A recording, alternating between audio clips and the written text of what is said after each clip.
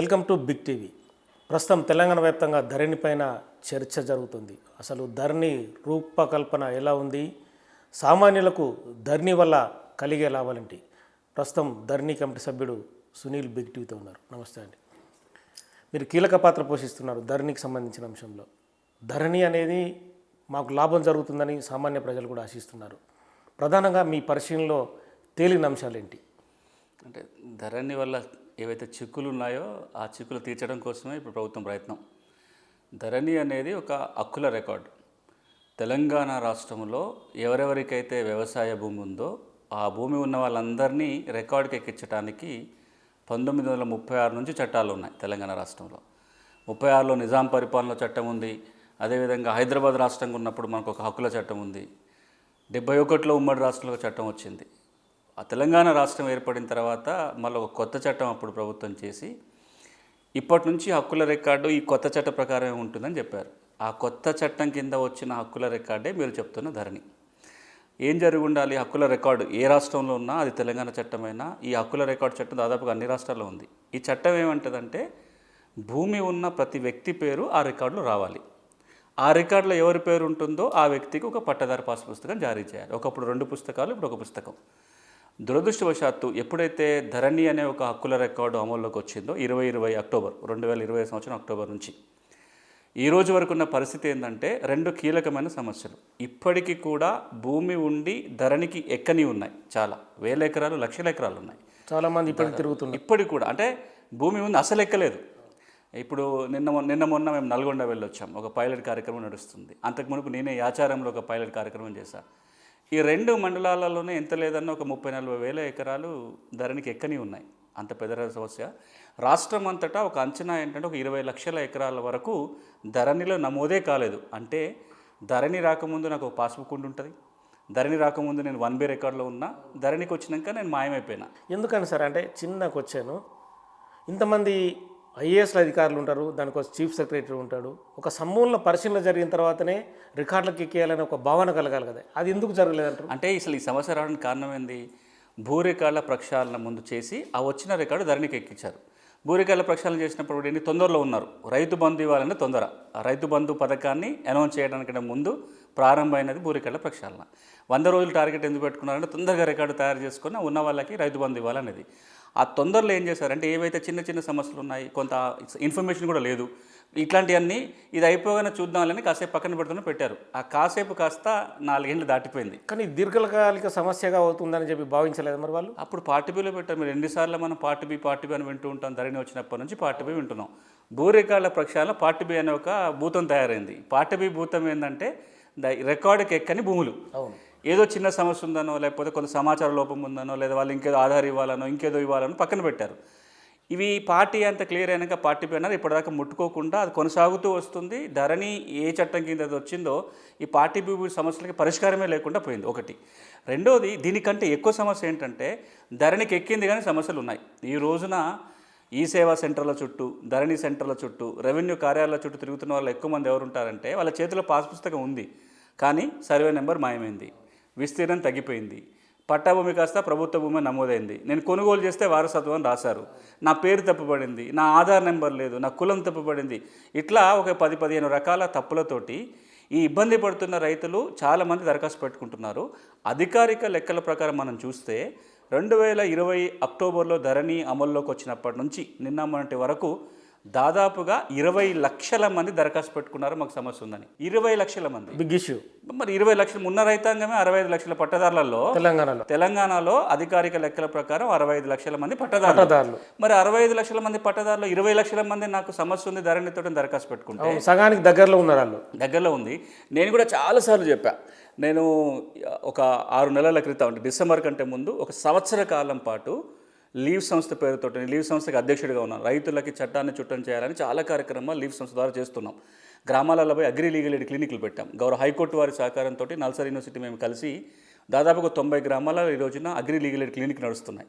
నేను ఎప్పుడు సమయం ఉన్నా శనివారాలు పోయి భూన్యాయ శిబిరాలను పెడుతుంటా. గ్రామాలకు నేను నా టీం లాయర్లు వెళ్ళి మీకు సమస్య ఉంటే మా దగ్గర తీసుకురండి, ఉచితంగా సలహాలు సాయం చేయడానికి.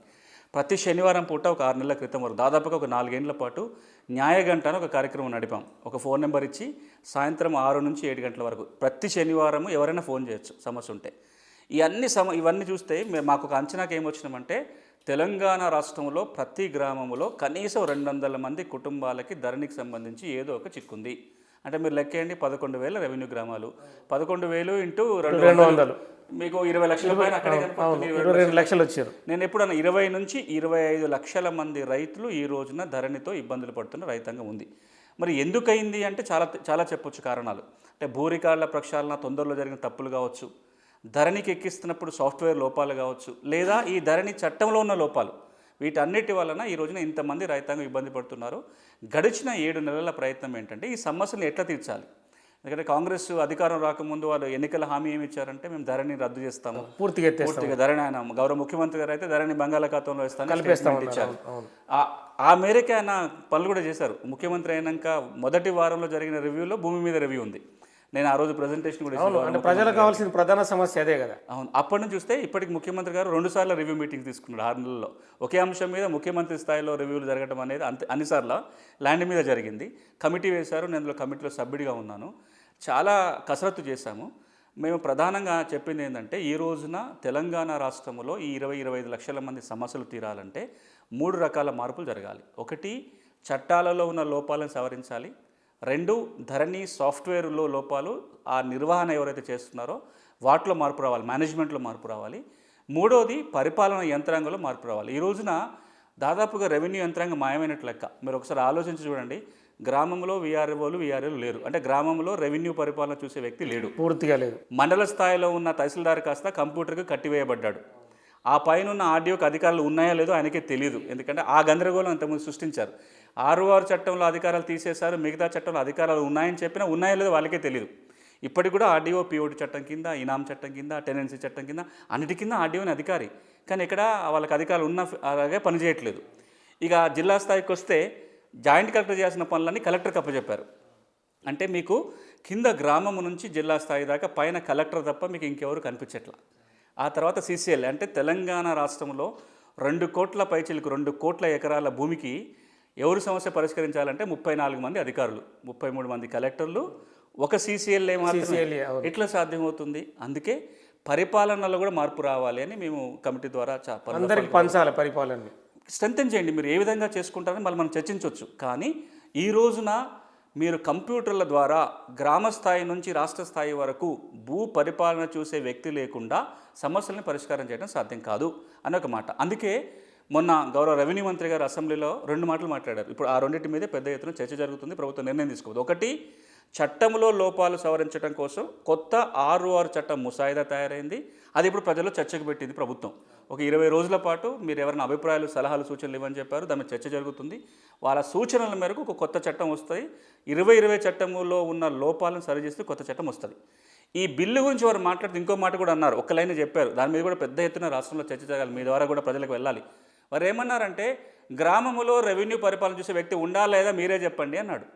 హౌస్లో మాట్లాడుతూ సభ్యులు కానీ ప్రజలే నిర్ణయించుకోవాలి, భూ పరిపాలన సరిగ్గా ఉండాలంటే, సమస్యలు తీరాలంటే గ్రామంలో ఒక వ్యక్తి ఉండాలా లేదా ప్రజలే చెప్పాలన్నారు. అవును, ప్రజలు ఎప్పుడో చెప్పారు. నేను 2014లో తెలంగాణ రాష్ట్రం బిల్లు పార్లమెంట్లో చర్చ జరుగుతున్న సందర్భంగా అన్ని జిల్లాలు రోడ్డు యాత్ర చేశాం. 2500 కిలోమీటర్లు నేను మా టీం అంతా వెళ్ళి ఒకే ఒక ప్రశ్న అడుగుతూ వచ్చినాం.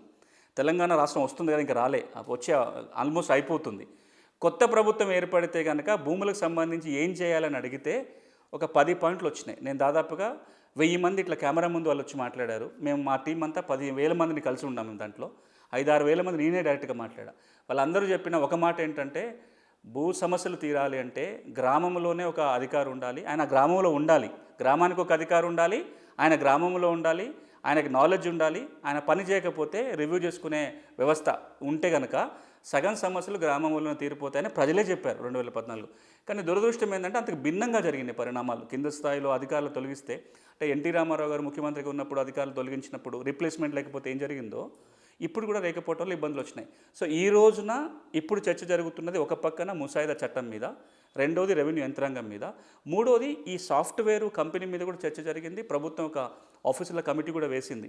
అంటే ఆ మేనేజ్మెంట్ ఇంకెవరికి అప్పచెప్పాలనేది కూడా నడుస్తుంది. కాబట్టి ఈ 3 మార్పులు కనుక తేయగలిగితే కొత్త చట్టం, రెవెన్యూ పరిపాలన బలోపేతం చేయటం, ఏదైతే 6 కంప్యూటర్ రికార్డు నిర్వహించాల్సిన వ్యవస్థలో మార్పు కనుక తేగలిగితే మనం ఇప్పటిదాకా మాట్లాడుకుంటున్న 20 లక్షల భూ సమస్యల్లో చాలా వాటికి ప్రభుత్వ స్థాయిలో, గ్రామ స్థాయిలోనే పరిష్కారం చూపడానికి అవకాశం ఉంటుంది. అంటే ఇప్పుడు మీరు చెప్తున్న ప్రకారం ఒక ప్లాన్ బాగానే ఉంది. కింది స్థాయికి వచ్చే వరకు 10 గుంటల భూమి, 20 గుంటలు, ఎకరం ఉండడం, హద్దు సమస్యలు వస్తాయి, చాలా వరకు ఇష్యూస్ వస్తాయి, గొడవలు వస్తాయి.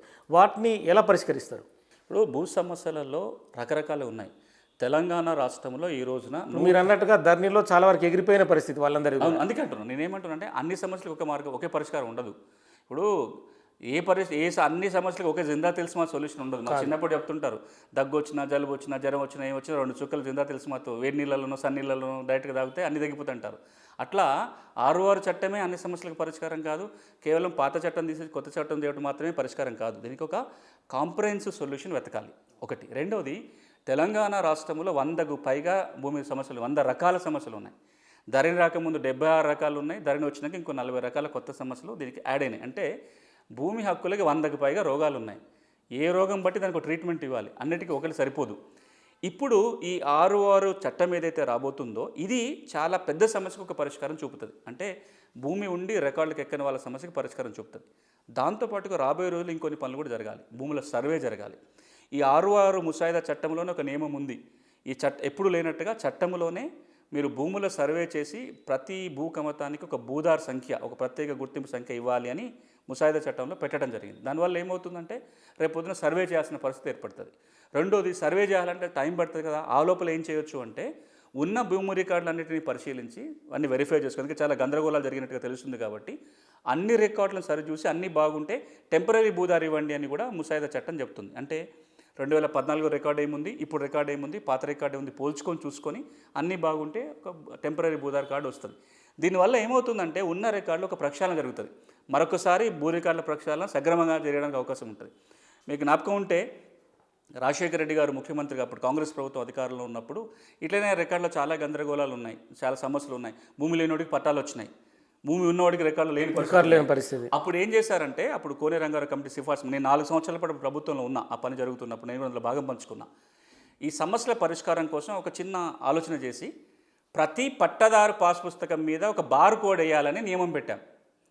బార్ కోడ్ బట్టి అతని భూమి ఎంత తెలుస్తుంది. ఆ బార్ కోడ్ వేయాలంటే దానికి రూల్స్ పెట్టినాం. ఆ బార్ కోడ్ ఎట్లా వేయాలని, బార్ కోడ్ ఎట్లా వేయాలి అంటే మీరు పలానా రికార్డులన్నీ వెరిఫై చేసి అన్నీ బాగుంటే బార్ కోడ్ వేయండి, బాగలేని అన్ని సపరేట్ లిస్ట్ రాసి రెవెన్యూ సదస్సులు పెట్టి పరిష్కారం చేయండి అన్నాను.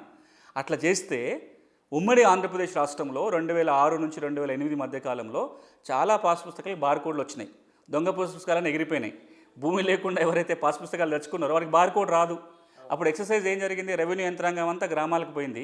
ఒక ఎలక్షన్ ఎక్సర్సైజ్ లాగా ఒక టేబుల్లో ఒక అధికారి పహాన్ని పెట్టుకొని కూర్చుంటాడు, ఇంకొక అధికారి సేతువారు పెట్టుకొని కూర్చుంటాడు, ఇంకొక అధికారి 1B పెట్టుకొని కూర్చుంటాడు. అట్లా ఒక 5-6 రకాల రికార్డులు టేబుల్ పెట్టుకొని రైతు ఒక చోటు నుంచి మొదలుపెట్టి ఆయన రికార్డు బాగుంటే ఆయన టిక్ పెట్టుకుంటూ వస్తాడు.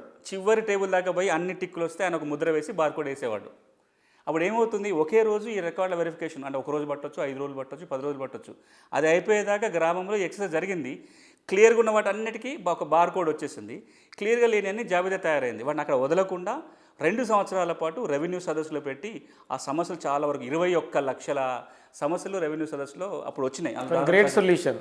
ఇప్పుడు కూడా అదే అవుతుంది. ఇప్పుడు మనం కనుక టెంపరీ భూదారి ఇవ్వాలనే ఈ చట్టంలో నియమం ఉంది కాబట్టి ఈ చట్టం కాగానే రెవెన్యూ శాఖ ఏం చేయాల్సి వస్తుంది, ఉన్న రికార్డులను వెరిఫై చేసి అన్నీ బాగుంటే భూదారి నెంబర్ ఇవ్వాలి, బాగలేని అన్ని మళ్ళీ పక్కన ఒక లిస్టు తయారవుతుంది. ఈ బాగలేని అన్ని పట్టుకొని మళ్ళీ రెవెన్యూ కోర్టు, రెవెన్యూ సదస్సులో ఇంకేదైనా పెట్టండి. చాలా వరకు ఒక 6 నెలల నుంచి సంవత్సర కాలంలో ఈ రోజున తెలంగాణలో రైతులు ఎదుర్కొన్న చాలా సమస్యలు, 80% సమస్యల్ని ఈ ప్రక్రియ ద్వారా సాల్వ్ చేయొచ్చు. మనం ఇప్పటిదాకా ఏమంటున్నాం, ధరలో గందరగోళాలైనాయి, భూమిలో ఉన్నోడు ఎక్కించుకున్నాడు, ఉన్నోడి మాయమైపోయిన అంటున్నాం కదా. ఇవన్నీ ఈ కొత్త చట్టం వస్తే పరిష్కారం కావడానికి ఉంటుంది. ఇక దీర్ఘకాలికంగా సర్వే చేయటం కావచ్చు. రెవెన్యూ మంత్రి గారు ఇంకొక స్టేట్మెంట్ ప్రస్తుతం మాట్లాడుతూ వారు మాట అన్నారు, ఈ తెలంగాణలో ఉన్న అన్ని చట్టాలు కలిపి ఒకే చట్టం చేసే ప్రయత్నం చేస్తామని, ఒక రెవెన్యూ కోడ్ కింద. అది కనుక చేస్తే ఇంకా గందరగోళాలు పోతాయి. ఇట్లా ఇంకేం చేయాలి, ఈ చట్టంతో పాటు ఇంకేం చేయాలనే కూడా చాలా అంశాలు ప్రభుత్వంతో పంచుకోవడం జరిగింది. అందులో ఒక 10% అన్నా మనం ఈ సంవత్సర కాలంలో చేయగలిగితే ఈ రోజున ఉన్న పరిస్థితిలో చాలా మెరుగవుతుంది. రాత్రి ధరణిలో చాలామంది పేర్లు మార్చారనే ఒక ఆరోపణ గత ప్రభుత్వం మీద ఉంది. కానీ మీరు ఒక ఈజీ సొల్యూషన్ చెప్తున్నారు. ఒకవేళ భూ రికార్డులు మండల ఆఫీసులో కానీ ఆర్డీఓలో కానీ పాత రికార్డులు మాయమైతే వాటి పరిస్థితి ఏంటి? ఇప్పుడు ఏ రికార్డ్ అయినా మైండ్ చేయనివ్వండి. ఈ రోజున మనకు కొన్ని రిఫరెన్స్ కానీ కొన్ని కంప్యూటరైజ్డ్ కాకుండా ఉంటాయి. అయి ఉండొచ్చు. ఇప్పుడు నేను ఏమంటున్నానంటే అట్లా కాలేదని మాట చెప్పట్లేదు. ఈ అవకాశాలు ఉన్నాయి ఎన్నో కాలం చెప్తున్నాం. ధరణిలో ఉన్న లోపాల వల్ల ఎవరైనా అందులో ఎక్కించుకునే అవకాశం ఉంది. రాత్రికి రాత్రి జరిగిపోయినా నేను చెప్పడం కాదు, గౌరవ ముఖ్యమంత్రి గారే పలు సందర్భాలు డైరెక్ట్గా చెప్పారు అన్నారు వాళ్ళు. ఇప్పుడు దానికి ఏం చేయాలి మనము? ఆ రికార్డు తప్ప ఒప్ప పరిశీలించాలి. ఇప్పుడు మన దగ్గర ఒక 3-4 క్రూషియల్ రికార్డ్స్ ఉన్నాయి. ధరణి మన కళ్ళ ముందు కనపడుతుంది కదా, ఇప్పుడు ఏముందో ధరణిలో కనపడుతుంది. రెండోది, మనం ఎప్పుడో తయారు చేసుకున్న అతి కీలకమైన మాస్టర్ రికార్డు ఒకటి ఉంది, కాసరా పహాని అంతకుముందు సేత్వారు. 1940s వచ్చిన సేత్వారు, 50s వచ్చిన కాసరా పహాని. ఆ తర్వాత ప్రతి సంవత్సరం పహానీ లెక్కలు అయితే ఉన్నాయి. ఏదో ఒకటైతే దొరుకుతుంది. అంటే మనకు ఈ 1950 నుంచి మొదలు పెడితే 2014 వరకు కొన్ని పహానీలు ఉంటాయి. తర్వాత అంతకుముందు 6 చట్టం కింద తయారు చేసుకున్న 1B రికార్డు ఉంది. ఇవన్నీ దగ్గర పెట్టుకొని ఇప్పుడు వెరిఫై చేద్దాం. భూమి ఎవరైతే ఆ దానిలో నమోదు ఉన్నారో వాళ్ళ రికార్డు పట్టుకొని వాళ్ళు వస్తారు. ఇవి వెరిఫై చూస్తే మనకు సమస్య ఉంటే తెలిసిపోతుంది కదా. అప్పుడు బాధ్యత ఎవరి మీద ఉంటుంది? తప్పు జరిగితే వాళ్ళు నిరూపించుకోవాల్సి వస్తుంది. దీనివల్ల ఒక వడపోత కార్యక్రమం అయితే జరిగిపోతుంది. ఈ వడపోత కార్యక్రమంలో మీరు అన్నయ్య ఏవైతే లేకుండా భూమి ఎక్కించుకున్నారో, అవతల భూమి ఇవన్నిటిని కూడా మనం ఒక ఫిల్టర్ చేయడానికి అవకాశం వస్తుంది. కానీ ఇప్పుడు నేను చెప్పిన వాటిలో ఏది చేయాలన్నా చట్టంలో నిబంధన ఉండాలి. మీరు వింటే ఆశ్చర్యపోతారు. నేను చాలాసార్లు చెప్పినా కూడా దీని మీద ఒక హైకోర్టులో ప్రజా ప్రయోజనాల వాద్యం నడుస్తుంది. వేసింది ఎవరో కాదు, ఇప్పుడు ఒక క్యాబినెట్ మంత్రి కేసు వేశారు. దామోదర రాజనరసింహ గారే అధికారంలో రాకముందు ధరణి సమస్యల మీద ఒక ప్రజా ప్రయోజన వాద్యం దాఖలు చేశారు. అది మా ఆఫీస్ నుంచి ఫైల్ అయిన ఒక రెడ్ పిటిషన్ ఇక్కడ నుంచే. అందులో ప్రధానమైన అభ్యంతరం ఏం తీసుకున్నామంటే, ధరణిలో ఉన్న ఎంట్రీస్ని సవరించడానికి ఎవరికీ అధికారం లేదని చట్టంలో చెబుతూనే జిల్లా కలెక్టర్లు ఏ నిబంధన ప్రకారం రికార్డు సవరిస్తున్నారు క్వశ్చన్ చేశారు మీరు. అది ఇప్పుడు ఇంకా దాని మీద తీర్పేమి రాలేదు. మీరు 2020 చట్టాన్ని కనుక పరిశీలించి చూస్తే పాత రికార్డు ధరణి రికార్డుగా ప్రకటించబడ్డది, కానీ తప్పొప్పులను సవరించడానికి ఎవరికి అధికారాలు లేవు. అయినా ప్రభుత్వం ఒక సర్క్యులర్ జారీ చేసి ఆ సర్క్యులర్ ప్రకారం కలెక్టర్కి సీసీఎల్కి అధికారాలు కట్టబెట్టారు. ఎట్లా చేస్తున్నట్టు? అందుకే ఇప్పుడు ఈ ప్రభుత్వం ఆ తప్పు చేయకూడదు. ప్రభుత్వం ఏ సమాధానం ఇచ్చింది? మీరు అంటే మేము ఒక సర్క్యులర్ జారీ చేశామని, అంటే చాలా సమయం తీసుకున్న వాళ్ళు కౌంటర్ వేయడానికే చాలా సమయం తీసుకున్నారు. ప్రతిసారి దాటవేసే ప్రయత్నం జరిగింది. చివరికి మేము కొంత దాన్ని ప్రెజర్ చేస్తే క్లియర్ ఆన్సర్ అయితే సీసీఎల్ఏ నుంచి అప్పుడున్న చీఫ్ సెక్రటరీ నుంచి ఇద్దరు ఒకరే ఉండే, కానీ వేరువేరుగా కౌంటర్ దాఖలు చేస్తారు. దానికి సమాధానం ఇచ్చారు. అందరూ ఆ రెండిట్లో చెప్పిన సమాధానం ఏంటంటే, మేము ఆల్రెడీ ఒక సర్క్యులర్ జారీ చేస్తాం, సర్క్యులర్ ప్రకారం చేస్తామన్నారు. కానీ లాయర్గా వారు జడ్జిగా చూడాల్సింది ఏంటంటే, ఫలానా 6వ చట్ట ప్రకారం ఈ ధరణి నిర్వహణ జరుగుతుంది. ఇందులో ఏం జరగాలన్నా ఈ చట్టంలో ఒక మార్గం ఉండాలి కదా. ఈ చట్టంలో ఒక నిబంధన ఉంటే కదా దాని ప్రకారం మీరు రూల్స్ రాసుకోవటమో గైడ్లైన్స్ ఇవ్వటం చేస్తారు. అసలు ఆ చట్టంలోనే ఈ మార్గం లేనప్పుడు మీ రూల్స్ ఎట్లా చెల్లుబాటు అవుతాయి? రేపొద్దున ఎప్పుడో ఒకసారి ఆ కేసు కనుక గౌరవ హైకోర్టు ముందు విచారణకు వస్తే ఒక్క స్ట్రోక్లో ఇప్పటిదాకా చేసిన సవరణలన్నీ చెల్లకుండా పోతాయి. ఆ స్టాండ్ కనుక హైకోర్టు తీసుకుంటే మరి ఈ లోపల అది రైతుకు నష్టం కదా. ఇప్పుడు ఇన్ని సమస్యలు. అందుకే ఈ లోపల కనుక మనం కొత్త చట్టం తీసుకురాగలిగి ఈ కొత్త చట్టం కింద సమస్యలను ఎట్లా పరిష్కారం చేయాలో చట్టబద్ధత చేయకపోతే నిజంగా తప్పు జరిగి సవరించుకున్న రైతులు కూడా ఇబ్బంది పడే అవకాశం ఉంది. కాబట్టి చట్టం మార్పిడి అనేదే చాలా కీలకం. కాబట్టి దీన్నే మొదటి అంశంగా ప్రభుత్వం తీసుకోవడం జరిగింది. ఓకే, ఇప్పుడు ఏదైనా సమస్య వస్తే రైతులు కోర్టుల చుట్టూ తిరుగుతున్నారు. కొత్త చట్టంలో కోర్టుల చుట్టూ తిరగకుండా ఒక సొల్యూషన్ ఏమైనా ఉంటుందా?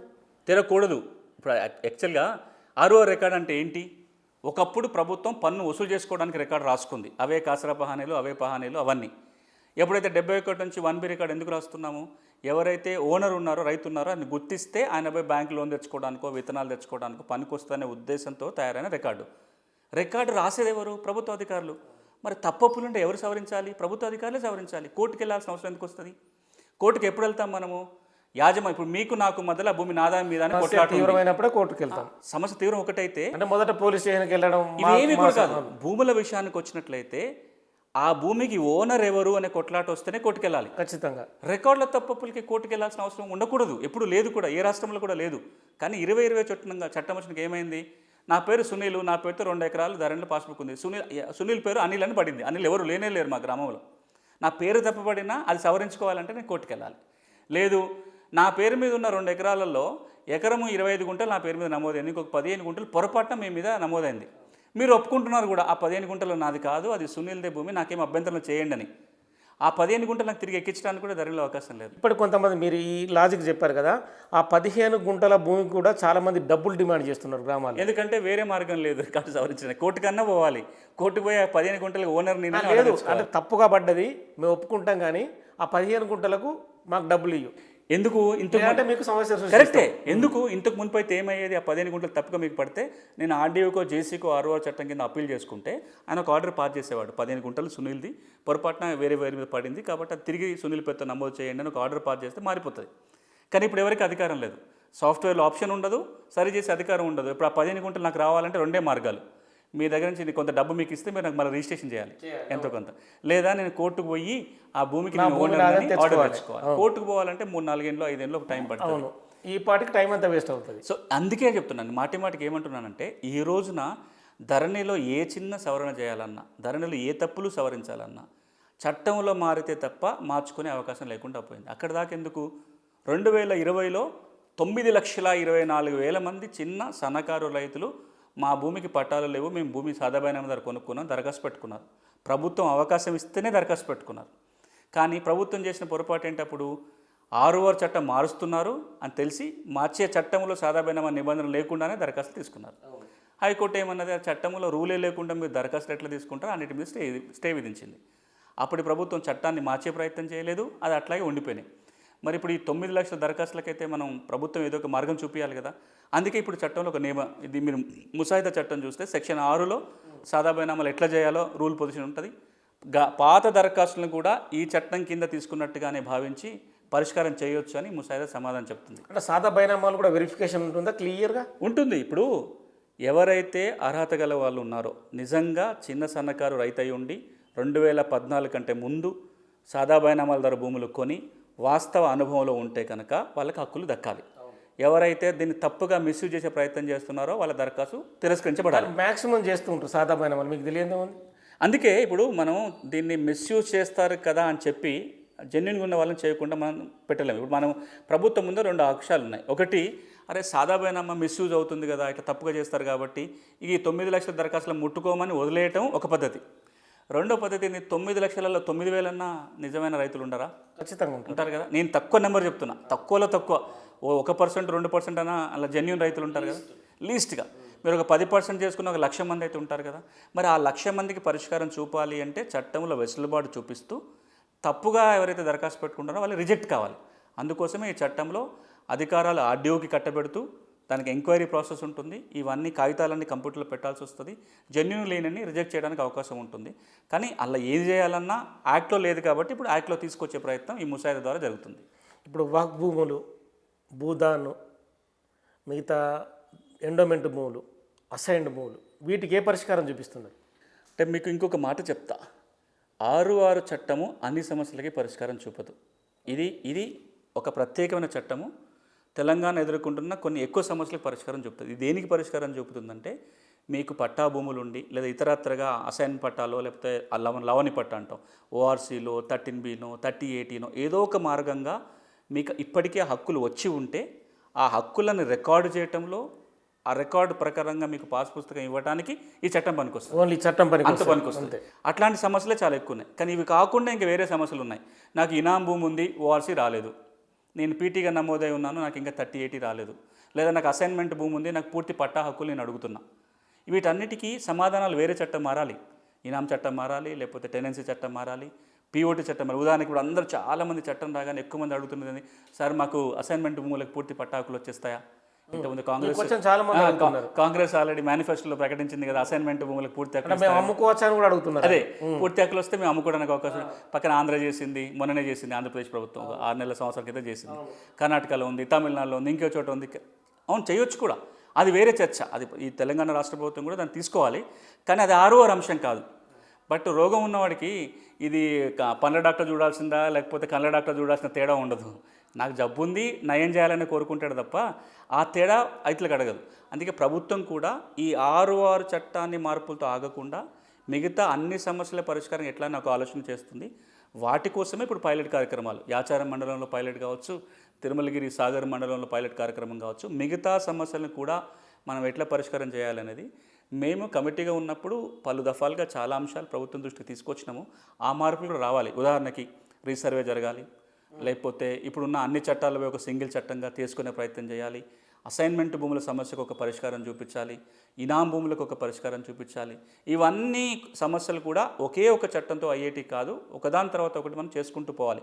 కానీ ఈ రోజున తెలంగాణలో 60 నుంచి 80% సమస్యలకి పరిష్కారం ఆర్ఓఆర్ చట్టం కిందే ఉంటుంది. కాబట్టి ఈ ఆర్ఓఆర్ చట్టం వస్తే దాదాపుగా ఒక 70-80% సమస్యలకి పరిష్కారం చూపుతుంది చట్టము. మిగతా సమస్యలకి మిగతా మార్పులు కూడా రావాల్సి ఉంటుంది. ఇప్పుడు చాలా వరకు 2014 నుంచి 23 వరకు గత ప్రభుత్వంలో ధరణి తీసుకొచ్చి వందల వేల ఎకరాలు రాజకీయ నేతల పేర్లు మార్పిడి జరిగిందనేది ప్రధాన ఆరోపణ. మీ ఎంక్వైరీలో కొన్ని విషయాలు ఏమైనా తేలినాయా మరి? అంటే మేము కేసుపై కేసు వెళ్ళలేదు. మేము చూసిందల్లా వ్యవస్థలో లోపాల మీదనే దృష్టి పెట్టాం. అంటే అట్లా చేసే అవకాశం ఉందా, ఏం చేయాలన్న దృష్టి పెట్టాం తప్ప ఇండివిజువల్ కేసులు చేయాలంటే ఫోరెన్సిక్ ఆడిట్ జరగాలి. గౌరవ ముఖ్యమంత్రి గారు పలు దఫాలుగా చెప్పారు. ఎందుకంటే ప్రభుత్వ భూములు చాలా విలువైనవి, 100 కోట్ల విలువైన భూముల్ని ఇమ్మీడియట్గా రాత్రే మార్చుకొని ధరణిలో వాళ్ళ పేర్లు వచ్చే విధంగా చేసుకున్న పరిస్థితి. అవును, అందుకే గౌరవ ముఖ్యమంత్రి గారే దాని మీద ఒక మాట చెప్పారు. అది జరుగుతుందని అనుకుంటా. అది జరగాలంటే ధరణి కమిటీ చేయగలిగే పని కాదు. అది చేయాలి అంటే ఫోరెన్సిక్ ఆడిట్ జరగాలి. అంటే ధరణి అంటే మీ పరిశీలనలో కొన్ని తెలుస్తుంటాయి కదా, జరిగింది ఇది అనేది. అంటే మేము ఆ దృష్టికి వెళ్ళలేదు. ఎందుకంటే దాని మీద భిన్నంగా వెళ్ళాలి. ఇప్పుడు అది పోతే దాని మీద కొంత ప్రభుత్వానికి ఆల్రెడీ సమాచారం ఉంది కాబట్టి గౌరవ ముఖ్యమంత్రి గారు ఆ మాట అన్నారు. ఫోరెన్సిక్ ఆడిట్ చేయాలి అనేది ప్రభుత్వం పలుసార్లు చెప్తుంది. ముఖ్యమంత్రి గారు కూడా చాలా మీటింగ్లలో అన్నారు. ఒకటి, ఫోరెన్సిక్ ఆడిట్ జరగాలి, ఏం జరిగింది ధరణిలో అనేది బయటపడుతుంది. రెండవది, మీరు కనుక భూమి రికార్డుల పరిశీలన మళ్ళొకసారి భూ రికార్డుల ప్రక్షాళన చేస్తే కింద స్థాయిలో ఏం జరిగింది కూడా తెలుస్తుంది. ఎప్పుడైతే ఒక పక్కన ఫోరెన్సిక్ ఆడిట్, ఇంకో పక్కన మరొకసారి భూ రికార్డుల ప్రక్షాళన లాంటి కార్యక్రమాన్ని కనుక చేయగలిగితే మీరు అన్నీ బయటకు వస్తాయి, సరి చేసుకోవడానికి అవకాశం ఉంటుంది. ఒక మాట, భూమికి సంబంధించి ఏం దాచుకోగలుగుతారు? భూమిని అయితే జేబులో పెట్టుకుని అయితే పోలేరు. అది ఇంపాసిబుల్. భూమి రికార్డులన్నింటినీ తారుమారు చేయలేరు. ఎవరైతే యజమానిని నేను చెప్తున్నారో యాజమాన్య హక్కుని నిరూపించుకోవాల్సిన బాధ్యత యజమాని మీద ఉంటుంది. ప్రభుత్వం గ్యారంటీ ఇవ్వదు కదా. అసలు అట్లాంటప్పుడు ఎక్కడెక్కడైతే వీక్ టైటిల్ ఉందో లేదా టైటిల్ ప్రశ్నార్థకం అవుతుందో ప్రభుత్వమే దాని మీద విచారణ చేస్తే ఇవన్నీ బయటకు వస్తాయి. అట్లా చేస్తే కూడా మంచిదే, ప్రభుత్వం చేయాలి. మీరు అంటే ఫోరెన్సిక్ ఆడిట్ జరుగుతున్న క్రమంలో వాళ్ళు ఒకవేళ భూములు వాళ్ళ పేరు వచ్చిన తర్వాత కోర్టుకు వెళ్ళి ఆపుకునే హక్కు వాళ్ళకు ఉంటుందా? ప్రభుత్వం వెనక్కి తీసుకోవడానికి స్కోప్ ఏమైనా ఉంటుందా? అంటే మీకు తెలిసిన యాజ్ ఏ లాయర్గా, యాజ్ ఏ ధరణి కమిటీ మెంబర్గా. అంటే ఇప్పుడు లీగల్గా చూసినట్లయితే ఫ్రాడ్ చేసి రికార్డులో కనుక వచ్చి ఉంటే రికార్డు నిర్వహణ గవర్నమెంట్ కాబట్టి రికార్డు సరి చేసేయచ్చు, ప్రభుత్వం చేతిలోనే ఉంటుంది. రెవెన్యూ రికార్డుల మార్పు చేర్పులు ప్రభుత్వం మీదనే ఉంటుంది. కానీ వారికి ఇప్పటికే ఉన్న కాగితాలను అడ్డం పెట్టుకొని మీరు కోర్టుకు వెళ్లకుండానే తాపలేరు. ఒక పక్కన వాళ్ళకున్న ఆధారం ఖచ్చితంగా వెళ్తారు. కానీ తప్పు జరిగిందని ప్రభుత్వం నిరూపించగలిగితే, రికార్డులో పొరపాటు జరిగితే, ఫ్రాడ్ జరిగితే ఆ రికార్డే చెల్లకుండా పోతుంది కదా. ఏ రికార్డు ఆధారంగా హక్కులు నిరూపించుకుంటారు? తప్పుడు రికార్డు ఆధారంగా హక్కులు నిరూపణ సాధ్యం కాదు. అది అయ్యే పని కాదు. కాబట్టి ఎందుకంటే మీరు అన్నట్టుగా అన్ని లింకులు ఉన్న తర్వాతనే వాళ్ళు ఎక్కినా కూడా ఒక ఇదిగా ఉంటుంది. మన దేశంలో, మన రాష్ట్రంలో ఈ పలానా కాగితం ఉంటేనే హక్కుకు ఫైనల్ అని ఎక్కడ లేదు. ఎప్పుడుదాకా ప్రచారం జరిగిన ధరణిలు ఉంటేనే అన్ని ఉన్నట్టు కాదు. హక్కుల నిరూపణకు ఉండాల్సిన అన్ని కాగితాలు ఉంటేనే హక్కు ఉంటుంది. అంటే అన్ని కాగితాల స్థానంలో ఒకే కాగితం ఉండే చట్టం కోసం ప్రయత్నం జరుగుతుంది. ఆ చట్టం దేవోతేనే ఆంధ్రప్రదేశ్లో రకరకాల రాజకీయ గొడవలు అయినాయి. అక్కడ ఆ చట్టం కేంద్రం దేవాలని 20 ఏళ్ళుగా చెప్తుంది. ఆ చట్టం వస్తే ఏమవుతుందంటే ఒకటే రికార్డు ఉంటుంది, ఒకటే చట్టం ఉంటుంది, ఒకటే రికార్డు ఉంటుంది. ఆ రికార్డులో వివరాలు ఉంటే ప్రభుత్వమే గ్యారంటీ ఉంటుంది. ఇప్పుడు అట్లాంటి చట్టం ఏమి లేదు. మన రికార్డులన్నీ కూడా ఇంకెవరన్నా కోర్టుకు పోయి తప్పు అని నిరూపించేంత వరకే సరైనవిగా భావించాలి. ఎవరైనా ఫ్రాడ్ చేసి, ఎవరైనా చీట్ చేసో, ఇంకేదో రకంగా రికార్డులను ట్యాంపర్ చేసో, మ్యానిపులేట్ చేసో, మేనేజ్ చేసో రికార్డుకి ఎక్కితే అవి ఎప్పుడైనా రద్దు చేయొచ్చు. సాదా రైతులకు ఒక ధరణి కమిటీ మెంబర్గా వాళ్ళకు ఒక మంచి మెసేజ్ ఏమి ఇవ్వగలుగుతారు? ఇప్పుడు అంటే వాళ్ళకు ఒక భరోసా కల్పించే విధంగా. ఎప్పుడైనా తెలంగాణ కావచ్చు, భారతదేశం కావచ్చు, ప్రపంచంలో ఎక్కడైనా ఒకప్పుడు భూమికి ఏ కాగితాలు లేకున్నా భూమి ఉంటే చాలని సంతోషంగా బతకగలిగిన సమయం అది. నాకు ఎకరం అంటే నేనే యజమాని, ఇంకేం నిరూపించుకోవాల్సిన పని లేదు, ఎవడు ఎత్తుకెళ్ళడు. ఇప్పుడు కూడా మన ఊళ్ళల్లో ఏమంటాం, కాగితం ఉంది. ఇంతకుముందు అడిగి 10 ఏళ్ళ వెనక్కి పోయి ఆలోచిస్తే కాగితం ఉందా, మనం ఎక్కి చూసుకున్నా ఎడిగిపోతుందిరా భూమి, మనం దున్నుకుంటున్నా ఉంటుంది. పానులు ఉందా చూసినావా అని ఎవరిని అడిగాం అనుకో, ఏం చూసుకోవాలి, ఇప్పుడు మన దాని అవసరం ఉందా, ఎవరైనా వచ్చి ఎత్తుకపోతారా దీన్ని? ఇది మన కామన్గా అందరికీ ఉన్న సైకాలజీ. ఎందుకంటే అది నిజం కూడా. భూమికి ఏ కాగితం ఒకప్పుడు అవసరం లేదు. తర్వాత రోజుల్లో ఏ కాగితం అవసరం అంటే పన్ను రసీదు అంటే చాలు, ఇంకేం. అందుకే ఇప్పుడు కూడా పన్ను రసీదు చాలా భద్రంగా దాచుకొని పెట్టుకుంటాం. అప్పటి నా దగ్గర పన్ను రసీదు ఉంది కదా, నేనే ఓనర్ అని చెప్పుకుంటారు. ఆ తర్వాత వచ్చినది 1B పాస్బుక్ ఉంటే ఇంక అన్నీ ఉన్నట్టే. ఇవి తప్ప వేరేతో అవసరం పడలే. కానీ ఈ రోజున పరిస్థితి ఎట్లా మారినాయంటే, మీకు భూమి ఉన్నా, ఆ భూమి కాగితాలు లేకపోతే భూమి ఉన్నా లేనట్టే అనే పరిస్థితికి వచ్చినాం. కొన్ని సందర్భాలు ఎట్లయిపోయిందంటే మీకు భూమి లేకుండా కాగితాలు ఉంటే అన్నీ వచ్చేస్తున్నాయి. చాలామంది ఇప్పుడు భూములు లేకుండా పాస్ పుస్తకాలు ఉన్నాయి, అటు రైతు భరోసా వస్తుంది, రుణమాఫీ జరుగుతుంది, బ్యాంకులో పోయి తనఖా పెట్టుకుంటే రుణం దొరుకుతుంది, అన్నీ వచ్చేస్తున్నాయి. భూమి లేకుండా కాగితాలు ఉన్న వాళ్ళు ఎంతమంది లేరు? ఔటర్ రింగ్ రోడ్డు కింద భూములు పోయిన వాళ్ళు కూడా పాస్ పుస్తకాలు ఉన్నాయి, వాళ్ళు కూడా రైతు బంధు ఇప్పుడు కూడా రోడ్లో ఉన్న కూడా పోతున్నాయి. ఇప్పుడు నేను చెప్పదలుచుకున్నది ఏంటంటే ఇదంతా ఎందుకు చెప్తున్నానంటే కాగితాలకు చాలా విలువ పెరిగింది. రెవెన్యూ రికార్డులు ఏమున్నాయి, మన దగ్గర ఏ కాగితాలు ఉన్నాయి అనేది చాలా ముఖ్యమైపోయింది. మన భూమి మీద మన హక్కులు కాపాడుకోవాలనుకుంటే స్వాధీనంలో భూమి ఉంటే సరిపోదు, చేతిలో పట్టా ఉండాలి, రికార్డులో పేరు రావాలి. ఇప్పటికైనా మీకున్న భూమికి రికార్డ్ ఏం చెప్తుందో చూసుకోండి. మీకున్న భూమికి ప్రభుత్వం చెప్తున్న అన్ని కాగితాలు ఉన్నాయా లేదో చూసుకోండి. లేకపోతే వెంటనే పరిష్కారానికి ప్రయత్నం చేసుకోవాలి. దీనిని చాలా పెద్ద ఎత్తున రైతాంగానికి చెప్పుకుంటూ వచ్చింది ఏంటంటే, మనం ఎట్లయితే ఆరోగ్య పరీక్షలు చేసుకుంటామో, ఎట్లయితే భూసార పరీక్షలు చేసుకుంటామో, ప్రతి రైతు ఒక్కసారన్నా భూమి హక్కుల పరీక్ష చేసుకోవాలి. ఖచ్చితంగా చేస్తే ఎన్ని రోజులకు ఒకసారి, సంవత్సరానికి ఒకసారి మంచిది.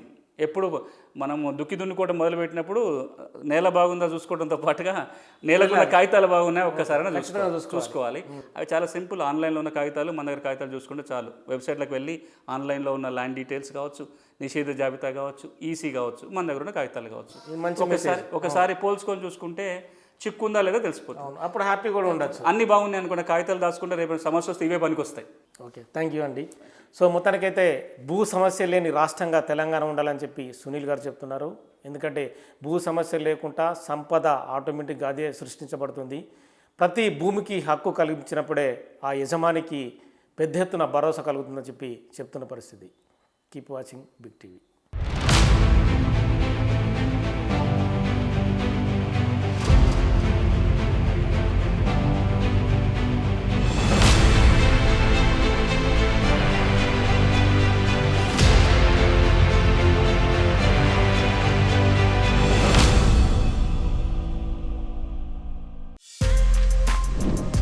For more videos like this, subscribe Big TV channel.